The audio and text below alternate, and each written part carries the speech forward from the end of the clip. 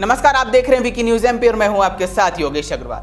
मध्य प्रदेश के गृह मंत्री नरोत्तम मिश्र आजकल अपने बयानों के लिए खूब चर्चा में बने रहते हैं। कभी वो राहुल को लेकर तंज कसते हैं तो कभी पूरी कांग्रेस को ही अपनी लपेटे में ले लेते हैं। ऐसा ही कुछ गृह मंत्री नरोत्तम मिश्रा ने पश्चिम बंगाल में किया। दुर्गापुर के बीजेपी कार्यालय में पत्रकारों से बात करते हुए नरोत्तम मिश्रा ने ममता बनर्जी को जमकर आड़े हाथों लिया। उन्होंने पश्चिम बंगाल में लव जिहाद लागू करने को लेकर भी अपना स्टैंड क्लियर किया है। नरोत्तम मिश्रा ने देश में गोत्र की राजनीति को लेकर भी तंज कसा। उन्होंने कहा कि वर्तमान राजनीतिक परिवेश में वह लोग भी अब हिंदुओं की बात करने लगे हैं जो कल तक उन्हें आतंकवादी कहते थे। नरोत्तम मिश्रा ने ममता, राहुल और सोनिया तीनों को लेकर अपने व्यंग्य बाण चलाए। उन्होंने कहा कि कल तक जिन ममता बनर्जी को हिंदुओं से नफरत थी उनको आज अपना ब्राह्मण शांडिल्य गोत्र नजर आने लगा। यह सब राजनीतिक करिश्मा है जो चुनाव के वक्त ही याद आता है। ऐसा ही राहुल बाबा के साथ कुछ दिन पहले हुआ था जब उन्होंने खुद को दत्तात्रेय गोत्र का ब्राह्मण बताया था। उन्होंने आगे चुटकी लेते हुए यह भी कहा कि अब बस इटली की महारानी यदि अपना गोत्र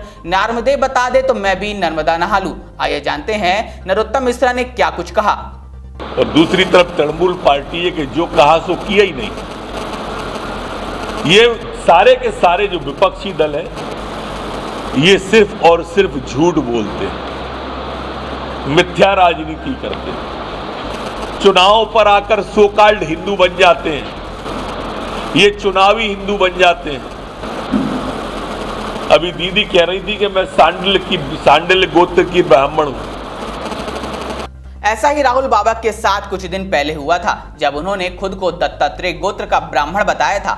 उन्होंने आगे चुटकी लेते हुए यह भी कहा कि अब बस इटली की महारानी यदि अपना गोत्र नर्मदे बता दे तो मैं तो नर्मदा नहा लूं। आइए आपको सुना देते हैं नरोत्तम मिश्रा ने क्या कुछ कहा। पिछले चुनाव में दत्तात्रेय गोत्र के जनेऊधारी ब्राह्मण राहुल गांधी बन गए थे। अब तो बस एक दिन इटली की महारानी नर्मदी ब्राह्मण और कहने तो मैं नर्मदा जी स्नान करने चला जाऊंगा। यह परिवर्तन नहीं है मोदी के आने से। जो लोग 7 साल पहले हिंदू को आतंकवादी और भगवा आतंकवादी कहते थे आज वो सारे नेता अपने आप को हिंदू साबित करने में लगे हुए हैं। यह परिवर्तन है देश के अंदर।